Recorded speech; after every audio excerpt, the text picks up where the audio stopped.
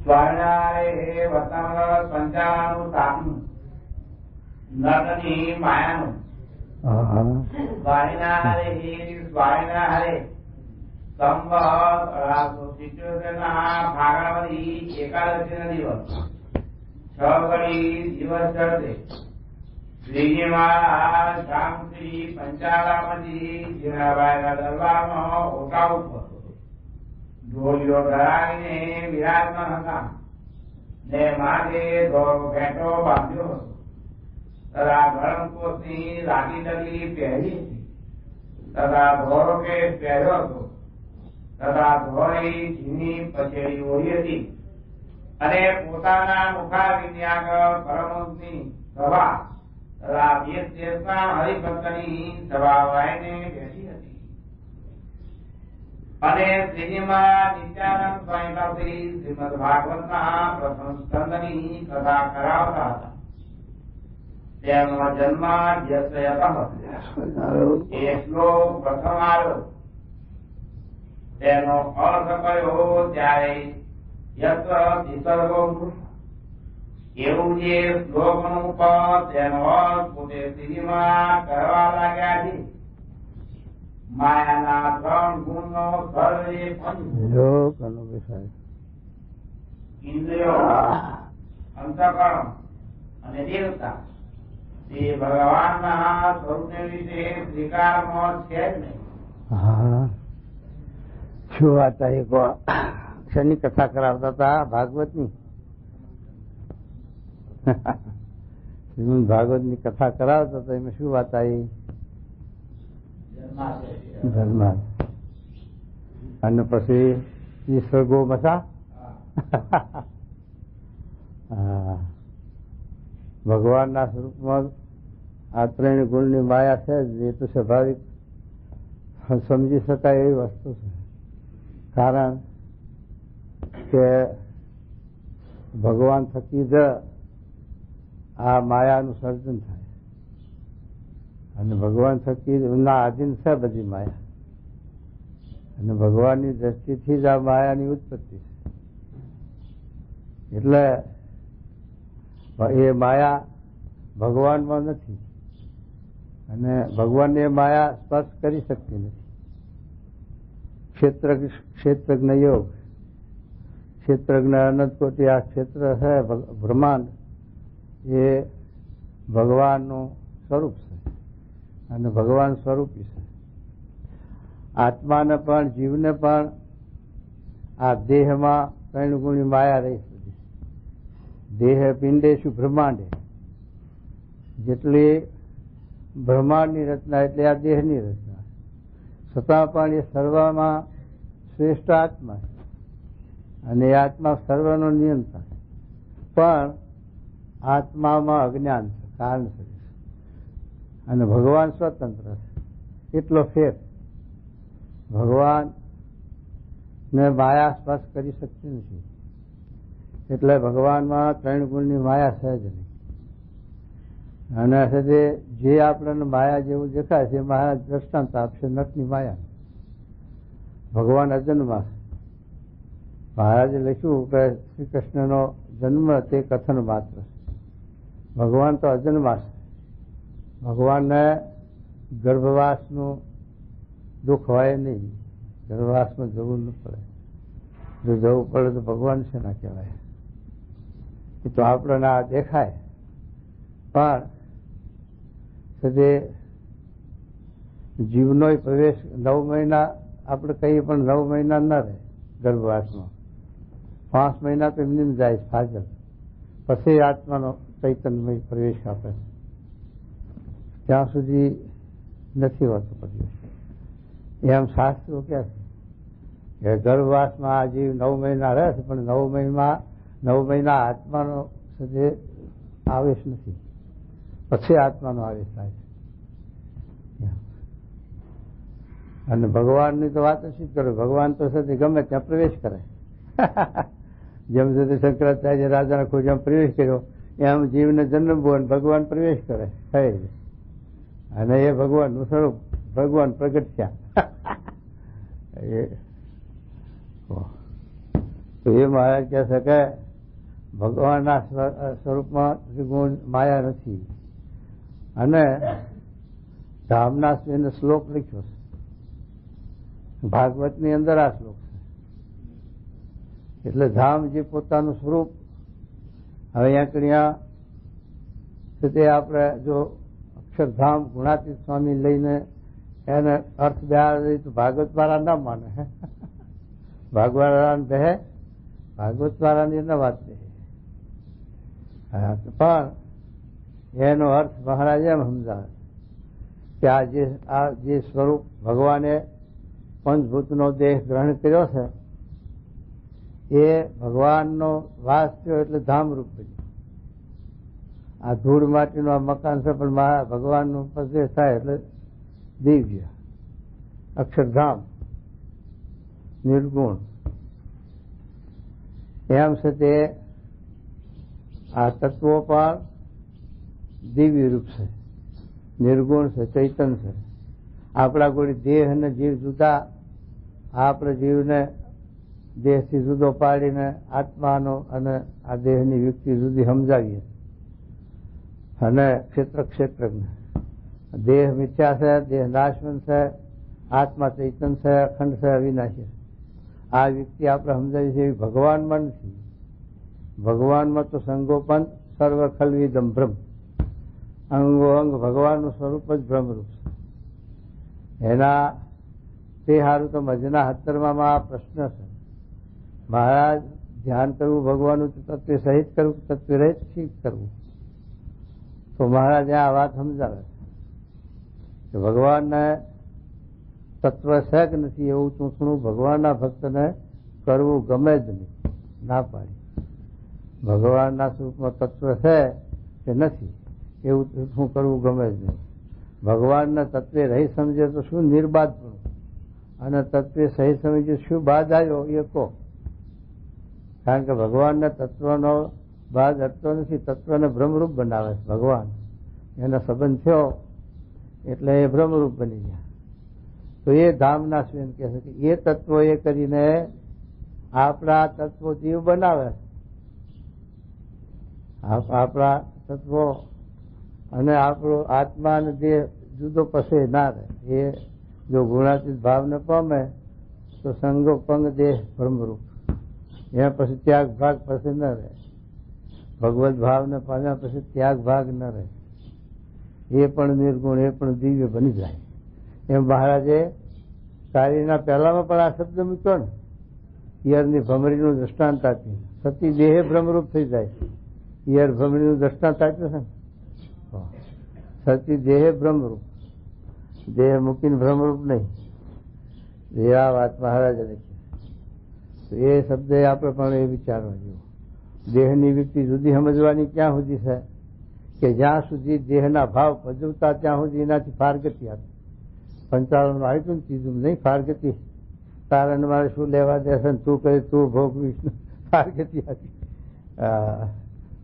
એ ફારગતિ જ્યાં સુધી કયું ન કરે ત્યાં સુધી, કાબુ ના આવે ત્યાં સુધી. પછી મહારાજ કે પછી ઇન્દ્રિયો અંતઃકરણ જેનો જીવ ન પામ્યો હોય ને પછી સપનું પણ ના આવે. મોટું સપનું એટલે જગતનું સપનું ના આવે. માયા ના સાંભળે. જો છે જીવ બળને પામ્યો હોય તો બળ પામવાનું કહેતનું વચનાવશિત કરાયું. ભગવાનના ભક્તની સેવા તત્કાળ બળ પમાય છે એમ લખ્યું. અને જેનો જીવ બળ ન પામે પછી એને સપનું ન આવે ભૂંડું. મહારાજે છેલ્લાના 18માં આ વાત લીધી સપનની કે દીઠાઓ ના હોય, સાંભળ્યા ના હોય, સાંભળી આવે શું મહારાજ? એ તો પૂર્વના જીવમાં પડેલા સંસ્કાર એ ક્યાં સુધી રહેતા હશે? ત્યારે મહારાજ કીધું કે સત્સંગ થયા પછી સત્સંગનો જયારે સુધી આપણને 2 વર્ષ 5 વર્ષ સત્સંગમાં મન જળી જાય પછી સત્સંગ સંબંધી બધી મનન ચિત્તન ભજન થાય. પણ છે તે જગત સંબંધી ભૂલાય થોડું થોડું. અને ભગવાન આ સત્સંગ સંબંધની વિચારો આવે. સત્સંગ સંબંધી આ સેવાનો આ બધું વિચારો આવે. ભગવાનના સંબંધી આ બધી જે સત્સંગની સર્વ ક્રિયા છે એ ભગવાન સંબંધી લખી એકાદશીના રચનામાં. એટલે એ આપણને સાંભળે ત્યારે ભગવાનનો સંબંધ ભગવાન સાંભળે. અને એ મહારાજે પરસમના ત્રીજામાં એ વાત કરી કે ભગવાનની મૂર્તિ અખંડ દેખાતી હોય તો પણ ભગવાનને આ સંભાળી રાખી. આ બધી પ્રવૃત્તિ લીલાચિત્ર ભગવાનના સંભાળવા, સમયા ઉત્સવ સંભાળવા, સાધુ પાળા બ્રહ્મચારી હરિભક્ત સંભાળવા લખ્યું. બધું લખ્યું છે ને. કારણ કે ભગવાનના સંબંધ વાળું જે છે એની સમૃદ્ધિ છે, ભગવાનની સમૃદ્ધિ થાય છે. એટલે મહારાજમાં એ લખ્યું ત્રીજા વચનામાં કે ભગવાનની મૂર્તિ અખંડ દેખાતી હોય. આપણે તો દેખાતી અખંડ નહીં દેખાતી, તોય પણ આ તો વાત મહારાજ. અને દેખાતી હોય તોય પણ એ બધું સંભાળી રાખવું, એને લઈને ભગવાનની સમૃદ્ધિ થાય અને ભગવાનમાં વસી રહે. તો એ મહારાજ કહે છે. તો મહારાજ આપણને આ ભગવાનના સ્વરૂપનું દિવ્ય ભાવ સમજાવે છે કે ભગવાન સંગોપંગ દેહ તત્વ સહિત ગુણાતીત છે, બ્રહ્મરૂપ છે. એમનામાં દેહ ભાવ નથી, એ અજન્મા પુરુષ છે ભગવાન, અને એને માયાના તત્વનો દોષ બાદ અટતો નથી. એ તો ભગવાન અહીં આવે ત્યારે છે તે આ લોકમાં જેમ આ જીવનો કલ્યાણ થાય, જીવનો ઉદ્ધાર થાય અને જીવનું રૂડું થાય એ રીતે પોતે વર્તન કરે. એટલે જ્યાં જેવું છે તે જીવની ગતિ એ પ્રમાણે છે તે ભગવાન એને નભાડે અને વર્ધી પમાડે. જેવા જીવ હોય એ પ્રમાણે. જો છે તે ભગવાનના ખાતાનો મુમુક્ષુ સંસ્કારી જીવ હોય તો એ વળી છે તે આંબા શેઠને બતાવ્યું એમ લીલાય બતાવે. જેમ છે તે લોયામાં ભંડારી બતાવ્યા. મુક્તાનંદ સ્વામી માણ વાતો કરીને લઈને આવ્યા હતા હરિભક્તોને. હાલો મહારાજ ભગવાન છે, પુરુષોત્તમ નારાયણ છે, પરબ્રહ્મ છે. ત્યાં મહારાજ અહીં પેલો તબેલો લઈને શાક હલાવે અને હરતરવાર હાથ થાય બધા લુવાય શરીરે. એટલે પીળા લુકડા થઈ ગયા. પેલા લઈને મુક્તાનંદ સ્વામી આવ્યા હરિભક્તોને. હરિભક્તો તરત પાછા પડ્યા. પણ આ મુક્તાનંદ સ્વામી આપણે અહીં ક્યાં લાયા? આ કોણ ભગવાન ક્યાં? આ તો ભઠિયારો લાગે, રસોઈયો લાગે, કોઈ બ્રાહ્મણ. તરત ઉપડ્યા. પછી પાછા મુક્તાનંદ સ્વામી લઈ અને એક કોઈ લઈ પાછી ખૂબ વાત કરીને સમજાયા. તારા સાથે ફરી પાછા માણાયા. એટલે એવા ભાવમાં જયારે રામચંદ્રજી ભગવાન જયારે વનમાં જ્યાં સીતાજીનું રાવણે હરે કહ્યું ત્યારે ગાંડા ગેલા થઈ ગયા. આ દુનિયામાં કોઈ બૈરા હારું ગાંડો ગેલો છે મૂર્ખો બનાવે, નાલાયક બનાવે. પણ આ તો રામ ભગવાન જેવાય પણ વહ ગાંડે છે. મારી સીતા કોઈને જોઈ ઝાડ ને પૂછે કે તારી ઊંચી ડાળીઓ છે તે તું તારી દ્રષ્ટિ આઘી પડે બધે માટે સીતાને લઈ જતો કોઈને દીઠી એમ ઝાડ ન પૂછે. અને એવા ગાંડા ગેલા થઈ ગયેલા તો લોકો છે એ વખતે તો ઠેકડીએ કરતા છો. આ જો પેલો દશરથનો રામલો ગાંડો થઈ ગયો બૈરાવા ગેલો થઈ ગયો એમે ક્યાં ના રહે છે ભાઈ. એ છે ત્યાં ભગવાનની આ અલૌકિક લીલાઓનું નામ. અને એમાં આપણને નિશ્ચય રહેવો, મહિમા સમજાવો અઘરો પડી જાય એ વખતે તો. અને છે તે રામચંદ્રજી ભગવાને એવું એ કર્યું કે છે તે નગર સત્તા જોવા નીકળે. રાતે નગર સત્તા જોવા નીકળે ત્યારે એક ઘેર ટકરાટ અને એક ઘેર છે બાજણું થયેલું ઘરમાં. તે પછી પેલો એનો ધણી પેલે એને બાઈને ટોન મારે કે આ કઈ સાથે દશરથનો રામલો નથી તે પાછી રાખે. હા, ઘરમાં ન પહેવા દઉં કે આમ ટોન મારે. એ રામચંદ્રજી ભગવાન નગર ચરતા જોતા જોતા સાંભળી ગયા, જોઈ ગયા આ લીલા. પછી ભગવાને વિચાર કર્યો કે આ તું પણ મારા માથે કલંક આવ્યું ને, અને આ કલંક રહી ગયું ને લોકો કેણી માટે મારે પણ સીતાજીનો ત્યાગ કરવો. મહારાજ અહીંયા બોલી ગયા કે અમે આવી રીતે ત્યાગ ન કરીએ. 1 થી લાખ રૂપિયાનો બગાડ અમારા અર્થે કરે તોય ભગવાનના ભક્તનો ત્યાગ અમે કરીએ નહીં, એમ કીધું મહારાજે. અને રામચંદ્રજી ભગવાને સીતાજીનો તરત ત્યાગ કર્યો લક્ષ્મણજીને મોકલ્યા મેળવા, જાઓ સતે વાલ્યાના ત્યાં, વાલ્મીક ઋષિના ત્યાં મૂકી આવો સીતાજી. તો સીતાજી રડવા માંડ્યા. ત્યારે લક્ષ્મણજીને એમ થયું કે આ વનવાસ મોકલે છે ત્યાં સીતાજીને ખોટું લાગ્યું, રડે છે. પણ સીતાજી શું કીધું લક્ષ્મણજીને, હે લક્ષ્મણજી, હું આ મને વગરમાં કે વનમાં મોકલે છે એના માટે મને કાંઈ દુઃખ નથી, અને એના માટે હું રડતી નથી. હું તો ગુરુના આશ્રમમાં જઈશ, વાલ્મીક ઋષિના, અને ત્યાં સુખે શ્રીરામનું ભજન કરીશ અને દિવસ નિર્ગમન કરીશ.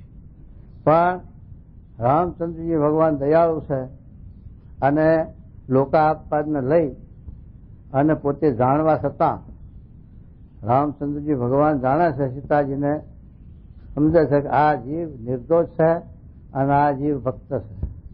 અને એ પરીક્ષા પણ લીધી અગ્નિમાં સીતાજીની, છતાં પણ આ લોકાપવાદ ટાળવા હરવા લીલા કરી. તો સીતાજી કે રામચંદ્રજી ભગવાનને તમે કહેજો લક્ષ્મણજી કે તમે જરા પણ સીતાજીના દુઃખે દુખ્યા થશો નહીં, અને સીતાજીને તમે વનવાસ આપ્યો છે વગણવાસ પણ એ રાજી છે અને તમે પણ રાજી રહેજો, એમ કહેજો. એટલે મહારાજે છેલ્લાના 11નામાં સીતાની સમજણ મૂકી દીધી કે આપણે પણ જેવી સીતાજીના જેવી સમજણ ગ્રહણ કરવી. ત્યાગ વૈરાગની ખખા ઓછી હોય, પણ સીતાજીના જેવી સમજણ હોય તો સીતાજીના જેવી સમજણ શું કે ભગવાનના વિશે મનુષ્ય ભાવ ન આવ્યો, અવગુણ ભાવ ન આવ્યો, અને ભગવાનના વિશે મહિમામાં એક જરાય ફેર પડ્યો નહીં, એવો ને એવો મહિમા રહ્યો. આવો વગણવા તિરસ્કાર કરે એવું મૂળજી બ્રહ્મચારીની સમજણ સીતાજીના જેવી જ આવી. સીતાજીના જેવી શું કે વગણ વાંકે કાંઈ પણ મૂળજી બ્રહ્મચારીનો વાંક નહીં. મહારાજે તિરસ્કાર કર્યો, હે મૂળજી જા વિમુખ, જોડા પહેરીશ નહીં, ગળ્યું ચીકણું ખાઈશ નહીં, અને આવું બધું. અને સજે વાંક કશો ને તો પેલી મોજડી તો પડવી એટલું. તો સજે તોય પણ મૂળજી બ્રહ્મચારીને મહારાજના વિશે એક આની પણ ફેરફાર ભાવ નથી. એવો ને એવો મહિમા ને એવો એવી ભક્તિ. એ જ્યાં છે તે રામદાસ સ્વામી પાસે. રામદાસ સ્વામી બહુ સાધુ જૂના અને તે માતાજી તે મૂળજી બ્રહ્મચારી ભેગા રાખ્યા. પછી આ મહિનો આવ્યો વૈશાખ એકનો, અને હાથની કેરીઓ પાકી. સ્વામી આગળ ટોપલો આવ્યો હાથની કેરીઓનો. હવે વિચાર કર્યો કે આ મહારાજ જમે એવી કેરી, અને અહીંથી ગઢડા તો 70 માઇલ જવું પડ્યું. હવે એ કોણ લઈને જાય ખરા ઉનાળામાં?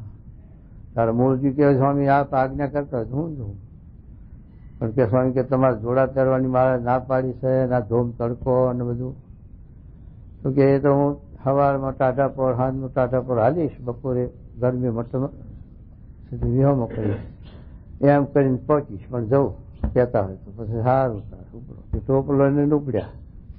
કેરીઓનો, દોડવાનો, બેમણનો ટોપલો માથે લઈ અને કેટલા ગુજરાતમાંથી છે ગઢપુર, કેટલો માઇલનું અંતર, અને ઉનાળાનો દાડો હાલતા હો પાછા. એ હવા વહેલા પરોળીઓ હાલી નીકળે એટલે 10-11 વાગે ત્યાં સુધી હાલે.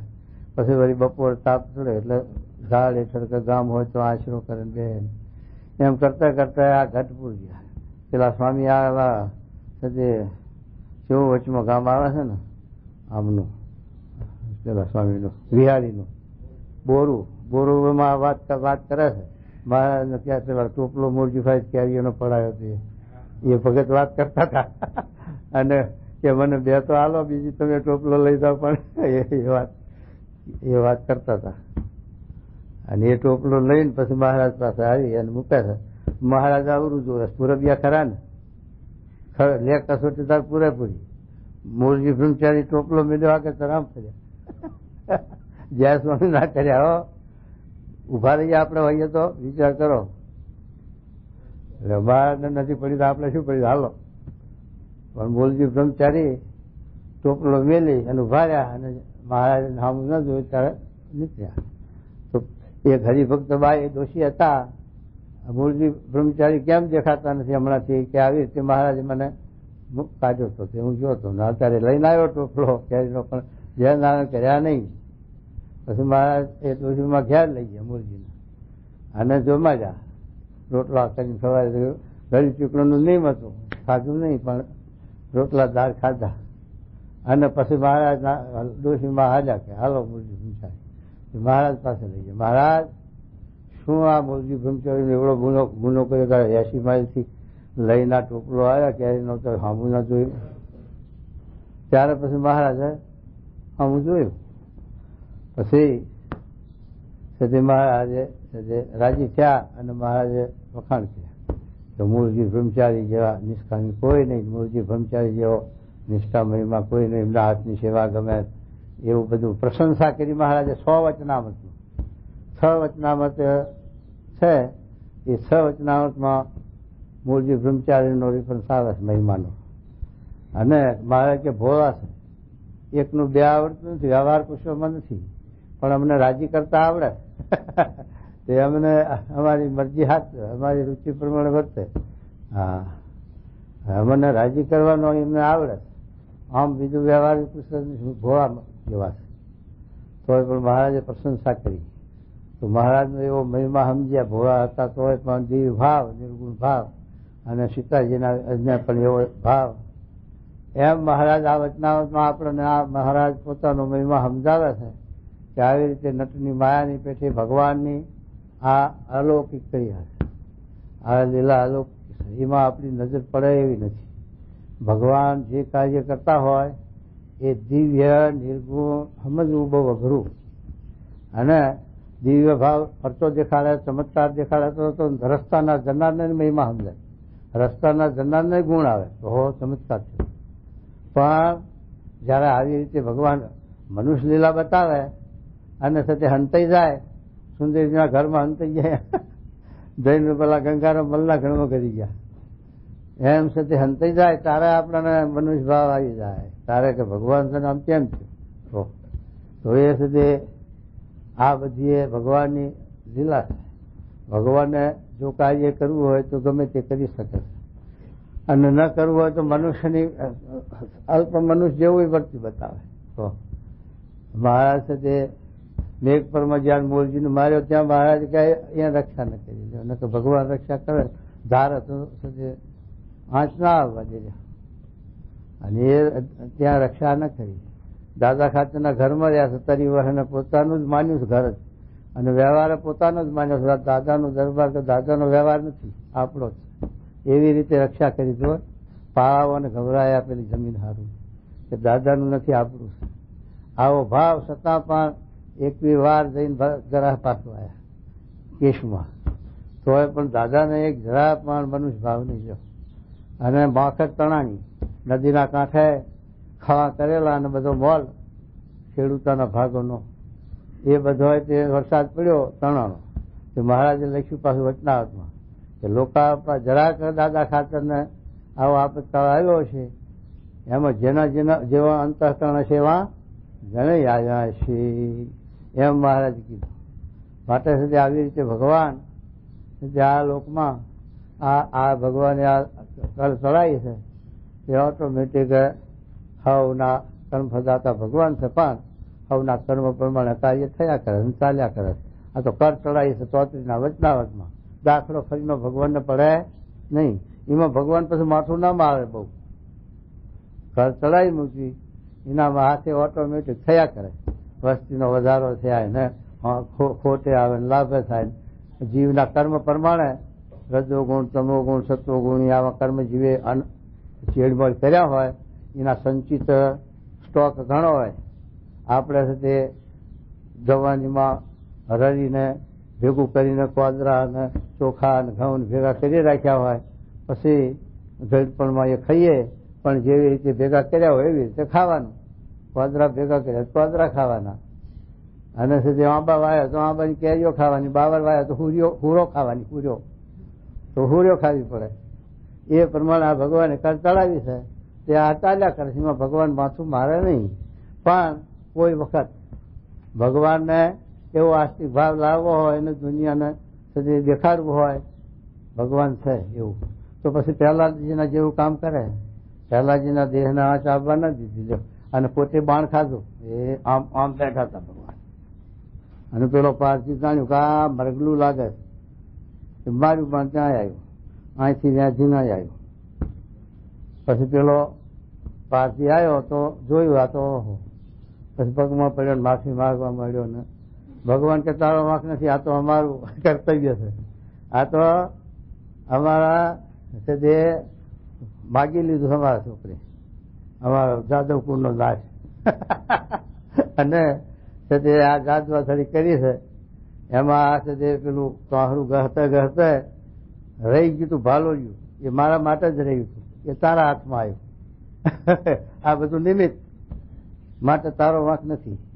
કૃષ્ણ ભગવાને એને આશ્વાસન આપીને રાજી કરીને પાછો કાઢ્યો અને પોતે સાથે આ ઉદ્ધવજીને જ્ઞાન આપીને પોતે દેહ અંતર ધ્યાન થઈ ગયા. પણ કહેવાનું શું હતું કે પ્રહલાદજીને આટલો બધો ઉપાય કર્યો હોય એને કશું પ્રિય મારવા માટે.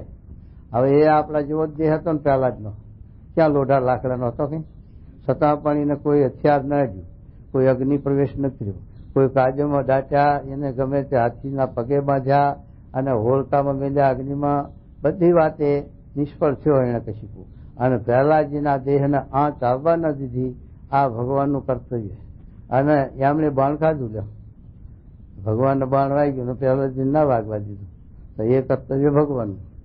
આ રીતે આપણને છે જીવ ભાવ સમજાય તો આ ભગવાનની રક્ષા પ્રહલાદની કરી એને ભગવાન આ કૃષ્ણ છે એમને કેમ બાણ ખાધું તાર, એ કેમ ન રાખ્યું છે, પણ એમને એ નિમિત્ત હતું ને એ પ્રમાણે એમને અંતર ધ્યાન થવું હતું એ નિમિત્તે.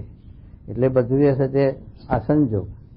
આવી રીતે ભગવાનના મહારાજ કે નટની માયાની આ લીલા છે અને ભગવાનમાં આવું કોઈ કર્તવ્ય નથી. તો એ મહારાજનું આવો મહિમા સમજવા માટે, ભગવાનનો આવો મહિમા સમજવા માટે અને પછી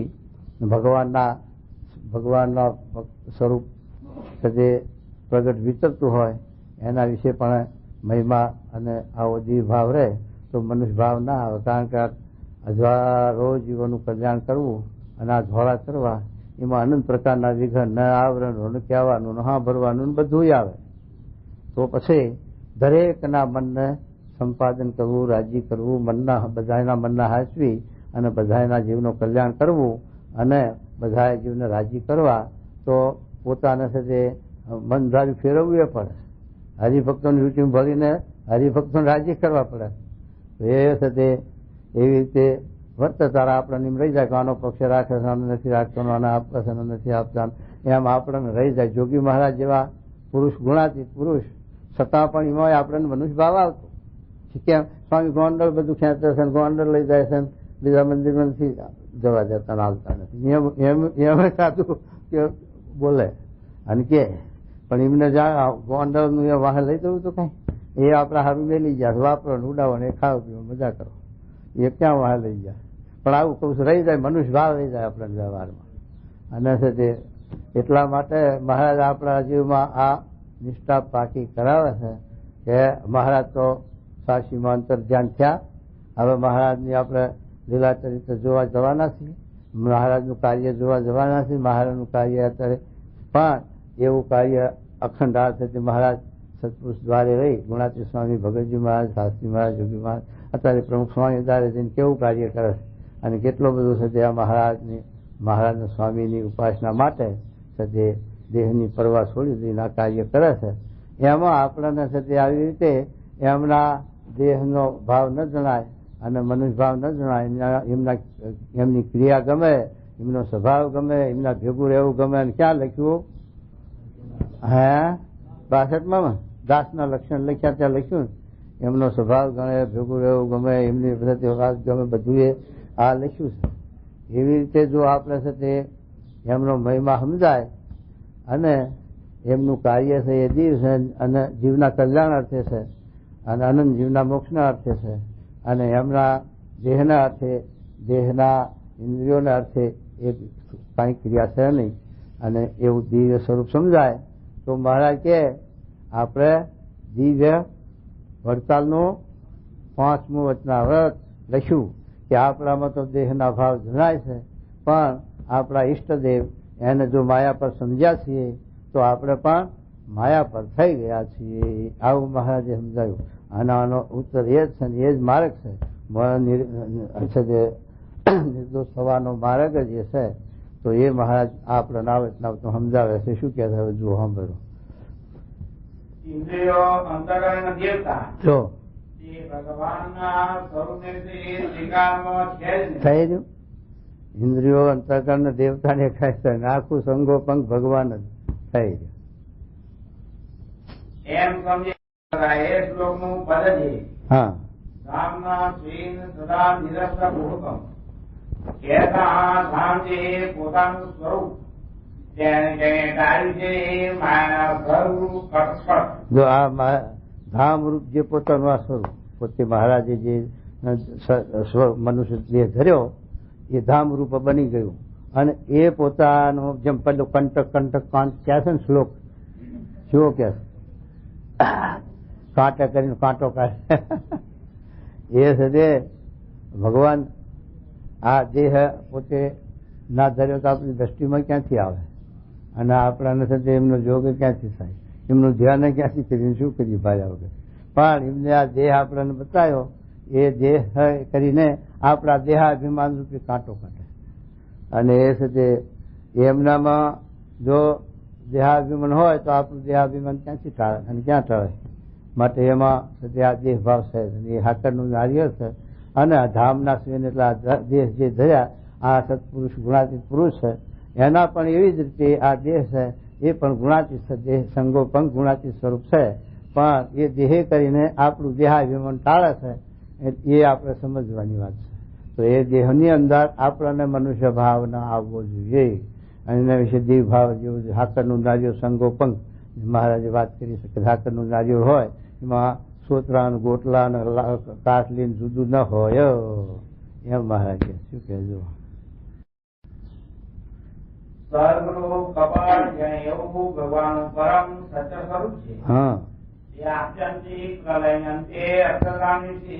જેવું ભગવાનનું સ્વરૂપ અનંત ઐશ્વર્ય તે યુક્ત છે, તેવું ને તેવું પ્રત્યક્ષ મનુષ્યરૂપ ભગવાન વિશે જાણવું. જો જેવું ધામની અંદર નિર્ગુણ છે, દીવ છે, અને સજે આવું જે ના દેખાય આપણે ત્યાં. જેમ કોટી કોટી સૂર્યનો પ્રકાશ હોય. અત્યારે આપણે ઉનાળો છે, અત્યારે ચૈત્ર મહિનો, એ હવે બપોરે માથે સૂર્ય આવે ત્યારે સૂર્યના દર્શન કરજો, ખબર પડશે. એનું પ્રતિબિંબ જોઈ જ નહીં શકીએ આપણે. એટલું તેજનું પ્રધાનપણું કે છે આપણે અંજી જઈએ, અને તેજ જ દેખાય, એનું પ્રતિબિંબ ન દેખાય. એવી રીતે મહારાજે 24 એ જ વાત કરી કે તેજનું બહુ પણ હોય ત્યારે મૂર્તિ દેખાતી. એ છે એવી રીતે આ ભગવાનનો સજે મહારાજ મહિમા કહે છે કે આવી રીતે ભગવાનનું સજે તેજોમય સ્વરૂપ અક્ષરધામમાં છે. એ જ સ્વરૂપ અહીંયા પધાર્યું છે. મધ્યના 13ના વચનાવતમાં મહારાજે લખ્યું કે જે છે તે તેજ છે એના મધ્ય જે મૂર્તિ છે એ અમે જ છીએ. અને એમ તમને ન સમજાય તો બીજો નંબર લખ્યો કે એ મૂર્તિનો અમારો સંબંધ છે અને એ મૂર્તિને અમે દેખીએ છીએ. એમ જાણીને પણ તમે અમારો સંબંધ કરશો તો એ મૂર્તિને પામશો. આ પણ શબ્દ લખ્યો મહારાજે.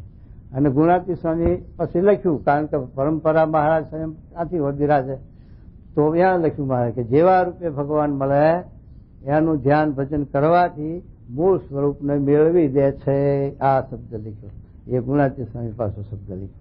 મહારાજે પણ બે વાત આપી, જીવ ફગર નહીં એટલા માટે એ મૂર્તિ અમે જ છીએ, એ મૂર્તિ જો સજે અમે છીએ એમ ન તમને મનાય તો એ મૂર્તિ અમે દેખીએ છીએ. એ મૂર્તિનો અમારો સંબંધ છે. એમ ધારીને અમારો સંબંધ કરશો તો એનો સંબંધ થશે. આ બીજો નંબર મહારાજે પણ 13નામાં આવી યુક્તિ પાડી. માટે જે ધામમાં મૂર્તિ ગુણાતીત છે એવી જ આ પ્રત્યક્ષ મૂર્તિ ગુણાતીત છે. પણ આપણને આ લોકમાં જે છે તે આપણા જેવા સજાતી થયા છે એટલે મનુષ્ય ભાવ દેહ ભાવ બધું દેખાય છે. એટલે આપણો કાંટો કાઢવા સારું, દેહાભિમાન ટાળવા સારું. એમણે પણ આ દેહ ધર્યો એટલે પછી આગળ ચોથા વચનામૃતમાં આવી ગયું એવું 28 ગુણ બતાવે. જય મહારાજ 28 ગુણ બતાવે. મારું તારું પાગો મારું તારું એ કરે ભાઈ, એ તો એટલે એ છે તે ભગવાનમાં એક એવા ગુણ છે જ નહીં. આ નિર્ગુણ મૂર્તિ, દિવ્ય મૂર્તિ સગુણ છે, પણ આપણા કલ્યાણના હાથે આપણા જેવા સજાતી થયા છે અને આપણા ભેગા ભળી અને આ કાર્ય કરે છે અને આપણને ધામમાં લઈ જાય, આપણને બ્રહ્મ ભાવને પમાડે, દિવ્ય ભાવને પમાડે, એ એમનું કાર્ય છે. માટે ધામના શ્વેત એનો ઉત્તર જે છે કે જે ભગવાનનું સ્વરૂપ પ્રગટ વિતરે છે એનું શરીર સંગો પણ ધામ રૂપ જ છે અને એ આપણને એ ભાવને પમાડવાના છે. તો એ કહે છે, શું કહે છે?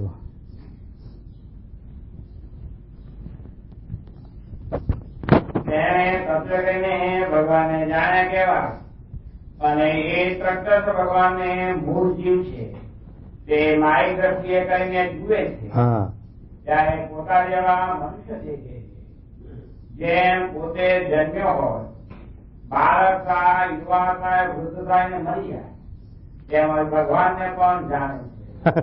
ભગવાનને પોતા જેવા પછી જીવ તો એવું છે ને, જીવને જેમ બાળ પણ છે, ઘડ પણ છે, જીવ માદો થાય, હાજર થાય, મરે, એવું ભગવાનમાં દેખાય. એટલે આપણા કરતા સ્વામીમાં જોયું ને, હજુ 60-62 વર્ષ થયા સ્વામી, તો કેટલા છે તે રોગ ઉભા કર્યા કે સ્વામીનું શરીર સારું. જોગી બાપાનું જરાક એવું ખરું રોગિષ્ઠ જેવું, કારણ કે એમનામાં શરીરમાં શરદી ભાગ ને હારણ્યો થઈ ને કેટલી બધું શાસ્ત્રી મહારાજનું શરીર સારું નકેવા, શાસ્ત્રી મહારાજના શરીરમાં એવા બહુ રોગ નહીં અને જોગી બાપાના શરીરમાં એવું જરા ખરું. અને આ પ્રમુખ સ્વામીનું શરીર સારું છતાં હમણાં દેખાડ્યું આ બહાર આંખોનું, દાંતનું બધું દેખાડ્યું, આપેલું પથરીનું, આ લીલા બધી દેખાડી, મનુષ્ય જેવી જ લીલા દેખાડી કહો, છતાં પણ એ નિર્ગુણ છે, જીવ છે, માયા પર છે અને એ દેહ કરીને આપણે બધાને માયા પર કરશે.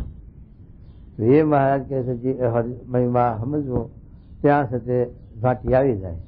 જો પ્રાર્થના પોતું હોય તો મહિમા ન રહે, અને જો શરીર ખરેખર સમજણ થઈ હોય અને ખરેખર મહિમા સમજાણો હોય અને ખરેખર જીવભાવ હોય તો પછી એમાં કોઈ દિવસ સંકલ્પ થાય નહીં, મન પાછું પડે નહીં.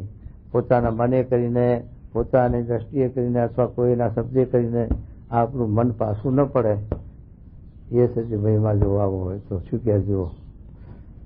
અને જયારે ભગવાન એકાંતિક સહના વચન વિશે વિશ્વાસ ભાવી નિષ્કપટ ભાવે ભગવાનના ચરણ કમળને ભજે છે, જો ત્યારે એની માયિક દ્રષ્ટિ મટે છે. ત્યારે માયિક દ્રષ્ટિ આપણી મટે કે સંતના સમાગમે કરીને, સ્વામીના જેવા પુરુષના જોગી કરીને આપણે છે તે ભગવાનની ભક્તિ કરીએ તો એમના થકી આપણને ભગવાનનો મહિમા આવો માયા પર સમજાય. ગુણાતી સ્વામી હતા તો ગુણાતી સ્વામીએ મહારાજના મહિમા માટે આટલી બધી વાતો કરી અને છે તે દિવ્ય ભાવ સર્વોપરીપણું ને આવો છે તે નિર્દોષ ભાવ ગાયો. ભગતજી મહારાજ, જાગા સ્વામી, બાળમુકુંદ સ્વામી, બીજા સંતો, હરિભક્તો આખું સોરઠ રંગી નાખ્યું. સોરઠમાં બધા હરિભક્તોને એવા નિષ્ઠા કરાવી મહારાજની કે ખ્યાગારભાઈ ભરવી ભરી માથેથી.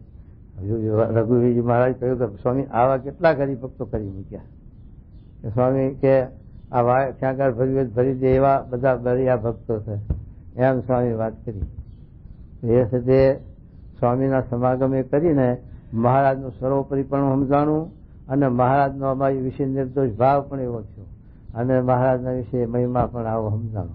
એમ મહારાજ કે સંતના સમાગમ કરીને જો ભગવાનનો આવો મહિમા સમજે અને ભગવાનની ભક્તિ કરે તો પછી એને કોઈ દિવસ આવી રીતે ભગવાનના સ્વરૂપમાં મનુષ્ય ભાવ આવે નહીં અને સદે આ જીવ સદે માયા તરી જાય.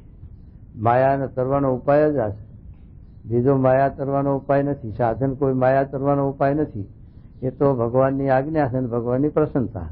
બાકી એમની આવી રીતે નિષ્ઠાએ કરીને, એમના વિશે જીવ ભાવે કરીને, એમના વિશે મહિમા સમજી આવો જીવ ભાવ સમજી અને જો આપણે ભક્તિ કરીએ તો આપણા સાથે દેહાધ્યાસ ટળી જાય, દેહ ભાવ ટળે. એટલા માટે મહારાજ આ વાત સમજાવે છે આપણે. એ પછી એની એ જે ભગવાનની મૂર્તિ તેને પરમ ચૈતન્ય સચિદાનંદમય જાણે છે. હા, એને મૂર્તિ લો પહેલી જોઈ હોય એને મૂર્તિ પણ સત્સંગ કરતા કરતા સમાગમ કરતા કરતા આવો મહિમા સમજાય પછી એમાં જીવ ભાવ આવે. પહેલી શરૂઆતમાં મનુષ્ય જેવા દેખાય. જેમ સુધી પેલા મુક્તાન સ્વામી હરિભક્તો લાયા અને શાક વગાડતા જોઈને પાછા પડ્યા, પણ એના એ હરિભક્તો પાછા ભગવાન તરીકે માન્યતા થઈ ગયા છે. થોડા થોડા સત્સંગમાં સમાગમ કરીને એ મહિમા સમજાઈ જાય. આપણે મહારાજજી મહારાજ પહેલા આવ્યા તારા સાથે કોઈ એવા તપસ્વી પુરુષ છે, મોટા પુરુષ છે, એવો મહિમા સમજાણો હોય. અને એના પછી થોડા થોડા આ તો છે તે બ્રહ્મ સ્વરૂપ છે, પછી મહારાજના વિશે અવતાર જેવા છે, પછી અવતારી, એમ થોડો થોડો મહિમા સમજાણો લો. એમ આવ્યા છે તે સત્સંગમાં આવ્યા પછી સત્સંગે કરીને મહારાજનો મહિમા સમજાય છે અને એના વિશે આવો જીવ ભાવ થાય છે. તો પાકો જો થાય તો પછી એને પડવા વખત કે દેશ કાળ ન લાગે ને એ પણ બ્રહ્મરૂપ થઈ જાય, જીવ થઈ જાય, નિર્ગુણ થઈ જાય. એમ તો શું કહેજો? તે પણ ભાગવતમાં કહ્યું છે કે હા, સવેલતાસુ પદવી પરસ્ય દુરંતરીય રથાંગતાય યો માયા સંતયાનુસુત્યા ભજે તત્પાદ સરોજગંધમ. હા, અને એ ભગવાનની કે જે બાળક યુવાન વૃદ્ધ પણ દેખાય છે, હા, તથા જન્મ મરણ પણ દેખાય છે, એક વેની યોગ માયા કઈ દેખાય છે. હલો નટની માયાની રસ્તા જ યોગ માયા કી બાર પર ને ઘર પર ને જોવાની આ જીવમાં આપણે છે એવું એમાં નથી, છતાં પણ આવું આપણને દેખાય છે એ એમની માયા છે, એ એમની લીલા છે, એવું આપણને દેખાડે એમ કે છે. જો પણ વસ્તુ કરે તો ભગવાન જેવા છે તેવા ને તેવા જ. બસ થયું, એવા ને એવા છે વસ્તુ કે આપણે એવા ને એવા છીએ. આપણો દેહભાવ ટળે તો આપણને સમજાય કે એવા ને એવા આપણે છીએ. કારણ કે આત્માને બાળ પણ ઘર પણ જોવાની છે નહીં, આત્માને દેશ ગામ નાત નથી, આત્માના નામ ગામ ઠામ નથી, આત્માને કશું છે નહીં. તો પછી મહારાજે લોજની અંદર પેલા સુખાનંદને કહ્યું કે આત્માના દૂધ કેસા, આત્માનો દેશ કેસા, અનિર્દેશ આત્માનો તો દેશ નિર્દેશ છે, દેશનો નિર્દેશ જ નથી કે આ દેશીનો આત્માનો સર્વદેશ સર્વભૂમિ ગોપાલ કી સર્વભૂમિ ગોપાલ કી થઈ. એમ છે તે આત્માને આ જીવને નથી તો ભગવાનમાં ક્યાંથી હોય એ ભાવ? કહો બાળપણ ઘડપણ જોવાની એ મહારાજ એ બ્રહ્મભાવ, મહારાજ તો દીવ ભાવમાં છે એટલે દીવ ભાવમાં આ વાત કરે છે. અને આપણને દીવ ભાવ નથી, મનુષ્ય ભાવ છે એટલે એ વાત સમજાતી નથી. અને આપણને દીવ ભાવ થાય સુખદેવજીના ગોળે તો સુખદેવજી જેમ તે દેવ ભાવને પામેલા હતા તો ભગવાનને જીવ સમજતા હતા કે જો છે તે હું એમના ભજને કરીને, એમની સેવા સમાગમે કરીને, એમના ધ્યાને કરીને હું માયા પર થયો તો પછી એ માયામાં ક્યાંથી હોય એમનામાં માયા? અને પરીક્ષિત રાજા સાધક હતા અને સિદ્ધ નતા થયા અને આત્મનિષ્ઠા એમને દૃઢ નથી થઈ તો ભગવાનના વિશે આ મનુષ્ય ભાવ આવતો એ સુખદેવજી વાતે ચિત્તે કરીને કાઢતા. પણ કહેવાનું શું કે આવી રીતે જો આપણે મહારાજે આત્મારૂપ વર્તવાનું આટલું જ કારણ કહ્યું છે કે જો આપણે આત્મારૂપ વર્તા હોઈએ તો પછી ભગવાનમાં મનુષ્ય ભાવ આવે નહીં, અને આત્મારૂપ ન વર્તા હોય તો ડગલે ને પગલે દેહ ભાવ જણાય. એટલા માટે આપણને મહારાજ આત્મારૂપ કરાવે. તો શું કહે જુઓ? પણ વસ્તુ કરે ભગવાન તો જેવા છે તેવા ને તેવા જ છે. હા, જેમ લગ વિદ્યાવાળો હા, એ શસ્ત્રવાળીને આકાશમાં ઇન્દ્રના શત્રુજે અસુરના યોદ્ધા એ સાથે વધવા જાય છે, પછી કટકા થઈને હેઠો પડે ને જે પછી તે કટકાને ભેગા કરીને તે નક્કી સ્ત્રી બળી મળે. હા, પછી થોડીક વારે તેનો આકાશમાંથી હથિયાર બાંધીને જેવો હતો એવો ને તેવો જ આવે ને રાજા પાસે મોજ લાગે ને કહે મારી સ્ત્રી લાવો. એવી રીતે જે લગ્ન વાળા તે પણ કયામાં કોઈને આવતી નથી તો ભગવાનની યોગ માયા કયામાં કેમ આવે? નટની માયા એટલે આ તો જગતનો જીવ છે, માયાનો જીવ છે. પણ એની એ ચાલાકી કહો, મંત્ર તંત્ર કહો, ગમે તે કહો, પણ આ મેશનરીઝમ વાળા સ્કૂલોમાં આવતા પેલા હા 30-35 એવા ખેલ કરી બતાવે એમાં આપણને આશ્ચર્ય થતું. કેમ? મેશનરીઝમ વાળા આવતા સ્કૂલોમાં આવે છોકરાઓને બતાવવા એ હાથ ચાલાકી બધી મંત્ર મંત્ર એમાં એક નહીં, છતાં પણ આપણને એમ લાગે કે આ મંત્રથી જ થતું, મંત્ર વિના આવું બને નહીં. અને નટ વિદ્યા વાળો મહારાજ એ બતાવ્યું નટ વિંધ્યા વાળો તો આકાશમાં ચડ્યો અને જો કટકા થઈને પડ્યો ને શ્રી બરી મેરી એ બધું બતાવ્યું, પણ એ કશું હતું નહીં. એ સત્યની નજરબંધીનો ખેલ હતો. એટલે હવે આ દેખાય આવું પોતે તો જ્યાં સત્યાંત ત્યાં છે. એટલે મહારાજ કહે છે કે આવી રીતે નટની માયા કળાતી નથી. અને આપણે જાણીએ છીએ એવા નટ આવે છે તે એવા ખેલ કરે, આમ ધૂળ બતાવે, રૂપિયો થઈ જાય, રૂપિયાની ધૂળ બતાવે, મરગલું પેલું સસલું હોય એને માણા કરી નાખે, માણાનું સસલું કરી નાખે, એવું બધા કંડિયામાં બનાવે છે, ખેલ કરે છે. જાદુના ખેલ એવા, નજરબંધીના ખેલ એવા કરે છે. તો એની કળા આપણે એ માણસ છે છતાં એની કળા આપણે નથી સમજાતી. અને આ એ માણસ છે ને, આ ટેલિવિઝન કાઢ્યું કોણ છે? દેવ છે, ભગવાન છે. છતાં પણ એની કળા જો કળાય, એ કળા કળાતી હોય કહો ત્યાં છે, ત્યાં આ શોધ્યું, કેમનું શોધ્યું કહો? ત્યાં હજારો ગૌ વાત કરતો હોય બતાવે માણસ, એ ક્યાંથી આવીને ઉભો? આ બધી આપણને તો નજર નથી પગતી. પછી છે તે અને આ એવું આ વિજ્ઞાન એવું શોધ્યું બધું, એમાં આપણી નજર નથી પગતી. અને એ માણસો છે, અને માણસોએ આવું શોધ્યું છે. એના બુદ્ધિના પ્યારે તો ભગવાન છે. તો ભગવાન તો એવા છે તે વિદ્યાના ભંડાર છે. પેલાને તો એક બે વિદ્યા આવડતી હોય, ભગવાનને તો એવી અનંત વિદ્યા હોય. અને એથી આવેલી છે જગતમાં જે જીવમાં જે કઈ છે તે આવડે છે એ બધી ભગવાનમાંથી આવેલી છે. ભગવાન સિવાય બુદ્ધિના પ્યારક કોઈ છે જ નહીં. એટલે આ ટેલિવિઝન કહો કે એરોપ્લેન કહો કે રોકેટમાં ગયા એ કહો કે જે કઈ આ શોધો કરે છે વિજ્ઞાનની, એ બધી છે દરિયો. તો એમની કળા આપણને કેમ કળાય? અને એમનું આપણે કલ્પના સી રીતે કરી શકીએ? એ તો નેતી પછી થઈ. શું કહેજો? અને જે લક્ષ્મીવાને જાણતો હોય એમ જાણે છે એ નર મર્યો પણ નથી ને મર્યો પણ નથી. જેવો છે તેઓને તેવો જ છે. વાહ. તેમ ભગવાનના સ્વરૂપને જે સર્વજ્ઞને સમજતો હોય એ તો ભગવાનને અખંડ અવિનાશી જેવા છે તેવા સમજે. થયું. સત્ય સહી સમજતો હોય, સત્ય રહી સમજતો હોય, પણ જેવા છે એવા છે ભગવાન થઈ. જેવા અક્ષરધામમાં છે આય છે, આય છે એવા અક્ષરધામમાં, એમાં કાંઈ ફેર છે નહીં. એમ છે તે ભગવાનને આવી રીતે સમજે જો તત્વ સહિત. અને આ બધી જે કાર્ય છે ભગવાનનું એ એમનું નટની માયાનું ગુડી એમનું આ કાર્ય છે. બાળપણ ને ઘરપણ ને જુવાની ને થતી એ બધું એ નટની માયા. હા. જેમ શ્રી કૃષ્ણ ભગવાને દેહ મૂક્યો ત્યારે એ ભગવાનની પત્નીઓ જે રૂક્ષ્મણી આરી હતી કે એ ભગવાનના દેહને લઈને ફરી મળી. ત્યાં પ્રભાસમાં જયારે દેહ મૂક્યો, પેલું બાણ વાગ્યું દેહ પડી ગયો, ત્યારે હવની નજરે જે કૃષ્ણ ભગવાનને લઈને કેટલી શક્તિઓ એ થઈ છે ને એવું બધું થયું. મહારાજ કહે છે કારણ હવને જોયું, કૃષ્ણ ભગવાનને દેહ બારી મૂક્યું એ જોયું, બધું જોયું, પણ એ કથન માત્ર નથી, અજન્મા છે. એ બળાય નથી, મર્યાય નથી, જાય નથી, આયા નહીં. એ હર બધું અઘરું છે. શ્રીજી મહારાજ અહીં અગ્નિ સંસ્કાર કર્યો અને દાદા ખાતરને વચમાં ઘાલીને ઝાલી રાખવા પડ્યા. અને પેલા ઓટે જઈને બેઠા દાદો ખાતર ઉદાસ થઈને રડતા રડતા. પછી મહારાજ જા હાર લઈને હાર આપ્યો અને દાદા કેમ રડો છો? તું ભોંઠા પડ્યા દાદો ખાતર. હું મહારાજને મરેલા જાણીને રડું છું, ના તો હાર્યા ક્યાં મરી ગયા? આવી લીલા બતાવી તો દાદા ખાતર રડતા બંધ થયા.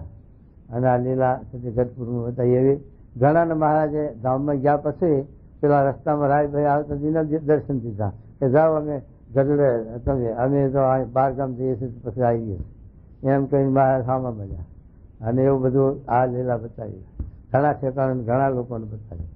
એમ મહારાજે છે મહારાજ કે અમે ગયા નથી, આવ્યા નથી, અમે મર્યા નથી, જન્મ્યા અમે છીએ. અમારે જ્યાં જેવો રૂપે દર્શન દેવા હોય અને જે કાર્ય કરવું એ કરીએ. બાકી અમે સ્વતંત્ર છે, નટની માયા છે અમારી બધી. આ સમજ વગરું વળી. હા હા. અને જે જ્ઞાન હતા જો થયું અજ્ઞાની હતા એમને જાણ્યું કે આ કૃષ્ણ ભગવાન હવે નાશ થઈ ગયા અને ગયા ધામમાં. અને જે જ્ઞાની હતા એને વિચાર્યું કે અત્યારે આ દેહ અંતર્ધ્યાન થયા પણ બીજા દેહ દેખાણા છે, ઉદ્ધવ દ્વારે સુખદેવ દ્વારે એવાના દ્વારે કાર્ય કર્યા છે. એમ સત્ય શ્રીજી મહારાજ સાચીમાં અંતર્ધ્યાન થયા એટલે બધા આખા સત્સંગે મરી ગયેલા માન્યા અને સાચીમાં મહારાજ ધામમાં ગયા. પણ જે ગુણાતી સ્વામી જેવા હતા એ તો મહારાજનું સ્વરૂપ હતા અને મહારાજ જે દ્વારે પ્રગટ હતા તે જેટલા જ્ઞાની હતા એમણે એમ જાણ્યું કે મહારાજ મરી નથી ગયા અને ધામમાં નથી ગયા, આ ધામ છે આ ધામમાં અખંડ રહ્યા છે. એમ અત્યારે પણ આપણને સાથે મહારાજ શાસ્ત્રી મહારાજ ગુણાતી સ્વામી ધામમાં જ્ઞાન મળી જાય એવું ન જણાય. અત્યારે પ્રમુખ સ્વામી દ્વારા બધા જાગ્રત છે અને પુરુષોને આ કાર્ય કરી રહ્યા છે સત્સંગનું. એવો દીવ ભાવ આપણને રહે જો આ વાત સમજાય તો. મહારાજના સ્વામી અને શાસ્ત્રી મહારાજ યોગી મહારાજ એવા પુરુષો ગયા નથી. એ આવા પુરુષ પ્રગટ આ પુરુષ દ્વારે પ્રમુખ સ્વામી જેવા દ્વારે પ્રગટ રહી અને આ કાર્ય કરી રહ્યા છે. આપણને આ દેહ એનો એ દેહ ન દેખાય પણ એનો એ દેહ છે ને એનું એ કાર્ય છે ને એનું એ છે સ્વરૂપ છે. આ છે નિર્દોષ ભાવ, નિર્ગુણ ભાવ, જીવ ભાવ, આ નટની માયા. એમ તો શું કહે જુઓ. એમ ભગવાનને અખંડ સમજે. હા, એ પોતે શ્રી કૃષ્ણએ કહ્યું છે જે અવજાનતી મામ મૂલા ગીતાનો શ્લોક આવ્યો. માનુતિ તનોમાસ્તિતમ પરમ ભાવમ જાનતો મમ ભૂત મહેશ્વર. આ ગીતાનો શ્લોક છે અને કે અજ્ઞાની જીવો છે એ પોતા જેવા મનુષ્ય જેવા મને જાણે છે પણ મારો જેવો મહિમા છે અને જેવો હું છું એવો જાણી શકતા નથી. જે મનુષ્ય છે અજ્ઞાની છે એ જીવો અને જે જ્ઞાની છે સમજુ છે એ મારા ભાવને આ જીવ ભાવને સમજી શકે છે અને જાણી શકે છે. બીજા જીવ મનુષ્યો માયાના જીવ સમજી શકતા નથી કારણ કે માયાના જીવ તો મારા પોતા જેવા ભાવો પર છે થઈ જાય. હા મારે મૂર્ખ હોય હા એ લોકો ભગવાનને સાકાર સમજે હા તો કેવળ મનુષ્ય જેવા સમજે. જોયું, સાકાર સમજે તો માણસ જેવા સમજે અને જો જીવ સમજે તો નિરાકાર સમજે. પાછું એ દક્ષ બે વાતે આ જીવને અવરું પડે છે. જો તે નિર્ગુણ સમજવા નિરાકાર સમજે અને સગુણ સમજવા મનુષ્ય જેવા સમજે. મારે કે મજના હાથમાં ઠપકો એટલો જ દીધો છે ને કે તત્વ સહી સમજે તે પણ પાપી અને તત્વ રહી સમજે એ પણ પાપી. બેયને પાપી લઈ ગયા. અરે મહારાજ પણ આમનું બેયને પાપી તો પછી સમજવું છું. તો મારે કે તત્વ સહી સમજે છે તો મનુષ્ય જેવા સમજશે અને તત્વ રહી સમજવા જશે તો નિરાકારમાં ઉતરી જશે પાછા. એટલે બે વાત દુઃખ છે. માટે ભગવાનના સ્વરૂપમાં તત્વ છે કે નથી એ તૂંથણું કરવું ભગવાનના ભક્તને ગમે જ નહીં. ભગવાન છે તે તત્વ રહિત હોય તોય નિર્ગુણ છે, તત્વ સહિત હોય તોય નિર્ગુણ છે. અને જો નિરાકાર સમજે હજો તો બીજા આકારને જે માઈ જાણે તેમ ભગવાન આકારને પણ માઈ જાણે. હા અને અરૂપ એવું છે ભગવાનનું સ્વરૂપ કલ્પે માટે બે પ્રકારે મૂર્ખને તો અવરું પડે છે. થયું મૂર્ખ ને બે વાત એવું. હા અને જો ભગવાનને આકાર ન હોય તો જયારે આતંકી પ્રલય હતો ત્યારે કૃતિએ એમ કહ્યું છે સઈક્ષત એટલે જોતા હવા જોયું તો એકલો ડોળો છે કે આ બીજો આકાર નહીં હોય. ભગવાન જયારે સૃષ્ટિનું સર્જન કરવું હતું ત્યારે અક્ષરહાની દ્રષ્ટિ કરતા હવા અને અક્ષર સુધી મુક્ત હોવાની દ્રષ્ટિ કરી. એમાં એક પુરુષુજી ને પ્રકૃતિ જોડે ને આ બધો સર્ગ લખ્યો વાસુદેવ માધ્યમમાં લખ્યો. પણ એ વખતે મહારાજ જોયું તારે સ્વરૂપ હશે તારે જોયું હશે ને એકલી આંખ તો ના આવે ને. માટે મહારાજ કહે છે કે એ સૃષ્ટિનો અર્થ જોતા ભગવાન સદાય ને માટે સાકાર છે, નિર્ગુણ સ્વરૂપ છે, દિવ્ય સ્વરૂપ છે. એટલે આપણી દ્રષ્ટિ ગોચર નથી થતા એટલે આપણે એને નિરાકાર કહીએ છીએ. પણ નિરાકાર વસ્તુ નામ જ ખોટું છે. નિર્ગુણ વસ્તુ સાચી, નિર્ગુણ ભાવ એ વર્તે છે એટલે છતાં આપણે દ્રષ્ટિ ગોચર થતા નથી. બાકી છે તો સદાય સાકાર. તો શું કહે ભગવાન જે જોતા હવા ત્યારે જો જોયું તો ભગવાનનું નેત્ર પોતા દેખાવે તઈ સાકાર એવું દિવ્ય સ્વરૂપ જ હતું. અને એમ પણ કહ્યું છે જે પુરુષેણાત્મ ભૂતેન વીર્યમ આતદ વીર્યવાન. એવી રીતે પુરુષ રૂપે થઈને એ પુરુષોત્તમ તેણે માયાને રીતે વીર્યને ધારણ કર્યું. ત્યારે ભગવાન પ્રથમ સાકાર હતા. બસ, કારણ કે મૂળ દ્વારે પોતે મૂળ પુરુષ દ્વારે કરી, મૂળ પુરુષ સ્વામી દ્રષ્ટિ કરીને એ દ્વારે કરીને આ સત્ય માયામાં સત્ય દ્રષ્ટિ કરી અને આ સર્ગ ઉત્પન્ન કર્યો બધો.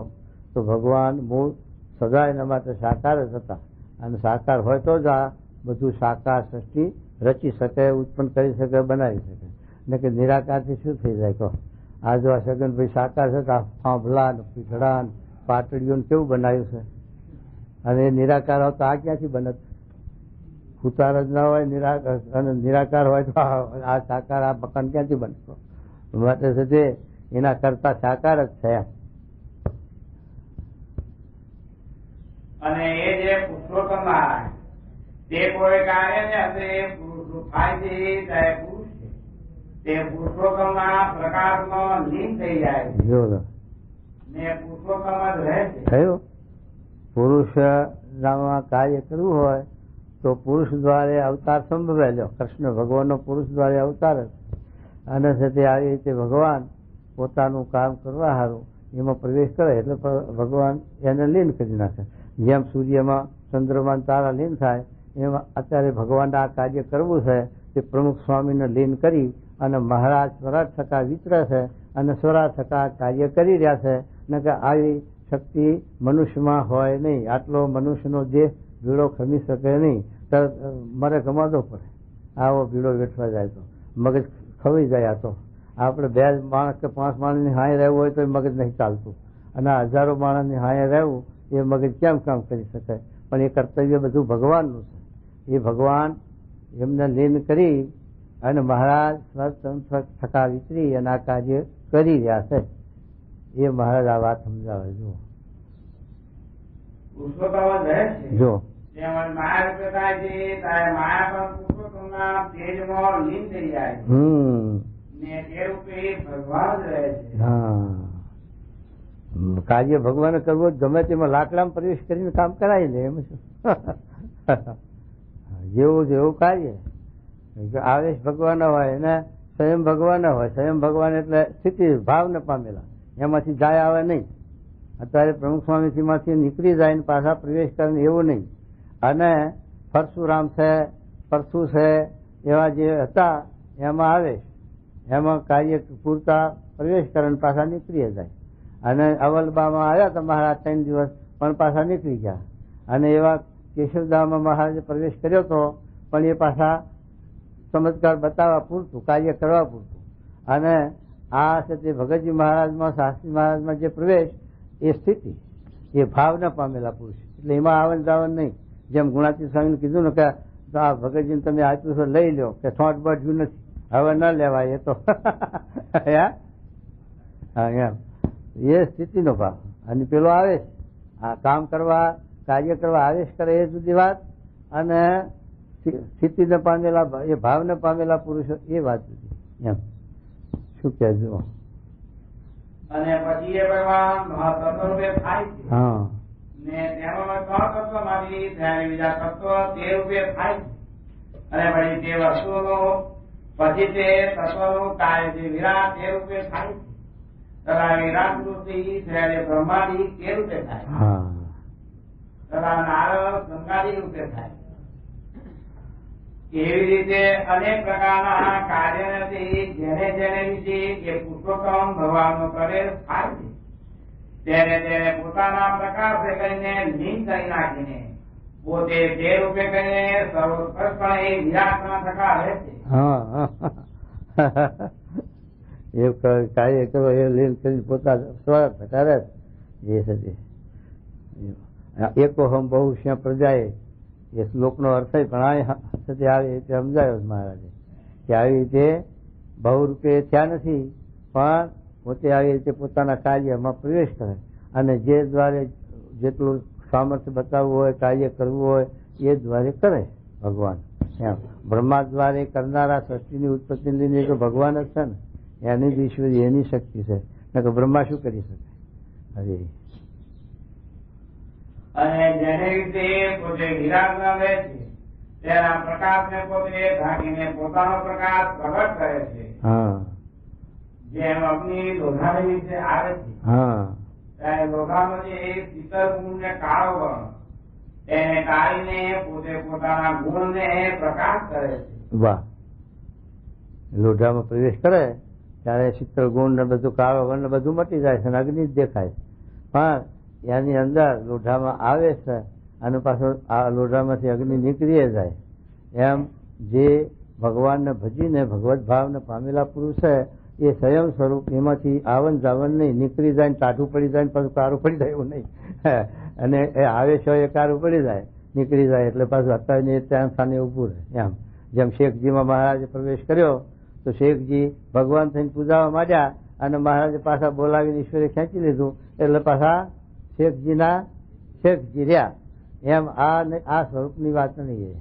આ તો સંયમ સ્વરૂપ એ ભાવને પામી ગયેલું.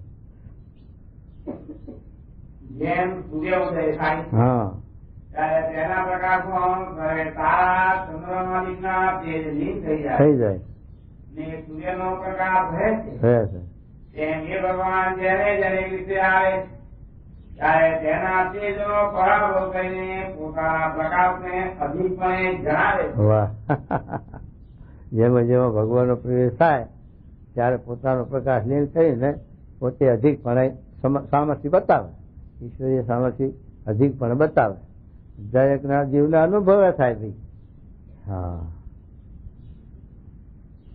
અને એ કાર્યને અંતે જેમાં પોતે પ્રવેશ કર્યો હતો હા એ કાર્ય કર્યા કે તેમાંથી પોતે નોખા નીકળી જાય હા ત્યારે પોતે પંડિત જેવો હોય તેવો રહે છે. થઈ ગયું. શેખજી નો શેખજી. એ કાર્ય કરવા પૂરતા બેઠા એટલે એવો શેખજી ના શેખજી. એમ આ છે ગુણાજી સ્વામી શાસ્ત્રી મહારાજ એ શેખજી ના શેખજી ન થઈ શકે. એ તો ભાવને પામી ગયા. એમને ભજીને એમની સમાગમ કરીને એમની કૃપા મેળવીને એ ભાવને પામી ગયા એટલે એ તદાત્મકપણાને પામી ગયા. એમાં પછી આવન જાવન નહીં. એમ અને તેમાં જે અધિદેવ જણાતું હતું તે તો પુરુષોત્તમ ભગવાનનું હતું એમ જાણવું. એ રીતે સર્વના કારણ ને સદા દિવ્ય સાકાર એવાની પ્રત્યક્ષ પુરુષોત્તમ નારાયણ તેની મૂર્તિને વિશે સાકારના રસની મૂર્તિને પેટે ત્યાગ ભાગ સમજવો નહીં. આ હક નુનાર્યો મહારાજ લખી દીધું. ત્યાગ ભાગ એમાં સમજવો નહીં. ને જેવી મૂર્તિ દીધી હોય જો જેવી દીઠી હોય આથી પંચાવન હાથમાં આવે એવું લોહીના 18 આવે ને અને પેલા 11 ને લોહીનું 11 18 પેલું હોલ છેલ્લાનું પતિવર્તન એમાં આવે છે ને કે જેવા રૂપે ભગવાન મળે એનું ધ્યાન ભજન કરે અને એ મૂળ સ્વરૂપનું મેળવી દે. અને એ સાથે આમાં એ સિદ્ધાંત બતાવ્યો. શું કહે છે જુઓ. ને જેવી મૂર્તિ દીધી હોય હા તેનું ધ્યાન ઉપાસના ભક્તિ કરવી હા પણ તેથી કાંઈ પૃથક ન સમજવું. હા અને જે ભગવાનમાં જે દેહભાવ જણાય છે તે તો નકલી માયાની પેટે સમજવું. અને એ આ રીતે સમજે તેને જે ભગવાનની વિશે કોઈ રીતે મોહ થતો થઈ ને? આવો મહિમા સમજાય તો પછી એમના કાર્યમાં મોહ ન થાય. એમ કે આમ કેમ કર્યું, એમ કેમ કરતા એવો મોહ ન થાય. આવો જીવ ભાવ જો સમજાય તો એમના વિશે જીવ ભાવ રહે.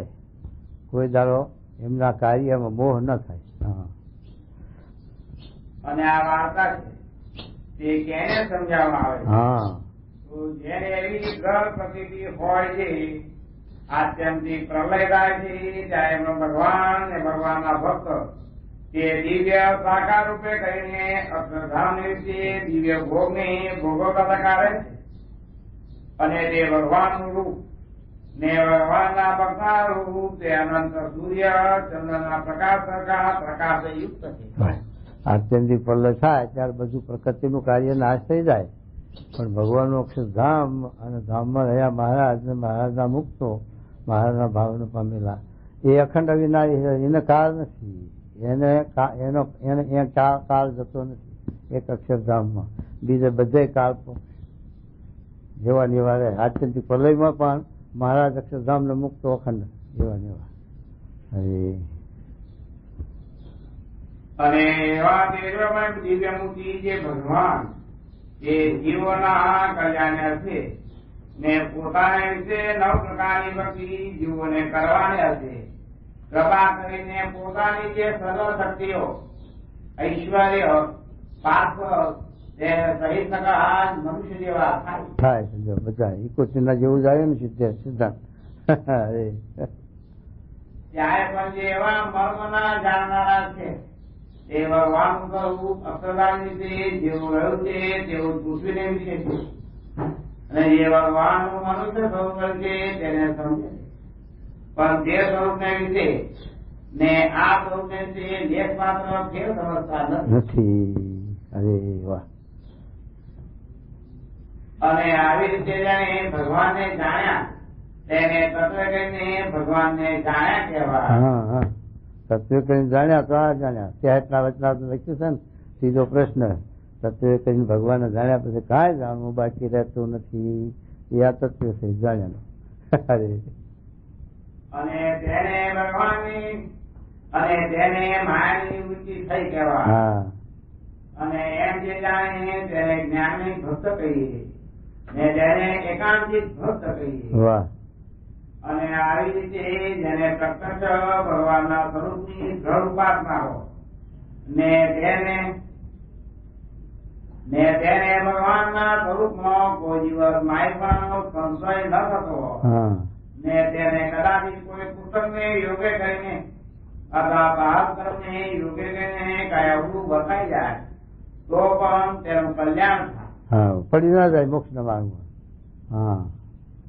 અને જો આવી રીતે ભગવાનને જાણ્યાનો જેને સંશય હોય ને જે જો ઉર્ધ્વરેખા નૈષ્ઠિક બ્રહ્મચારી હોય ને મહાત્યાગી હોય તો પણ તેનું કલ્યાણ વધી કરવું છે. કલ્યાણ ન થાય સાધનિક. અને જેને પ્રથમ એવો દ્રઢ નિશ્ચય કર્યો હોય છે જયારે આત્મથી પ્રલય થાય છે તેને અંતે પણ ભગવાન સાકાર છે એવી દ્રઢ ગ્રંથિ હૃદયમાં પડી હોય ને પછી જો તેને અલિંગપણું જે શાસ્ત્રમાં કહ્યું હોય તેનું શ્રવણ થાય એ વાર્તા કોઈ જગ્યાએ સાંભળેલી તો તેને સંશય થાય નહીં.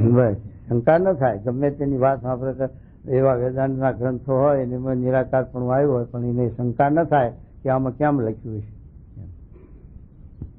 કેમ કે એ તો એમ સમજ્યું છે જે ભગવાન તો સદા સાકાર છે પણ નિરાકાર નથી.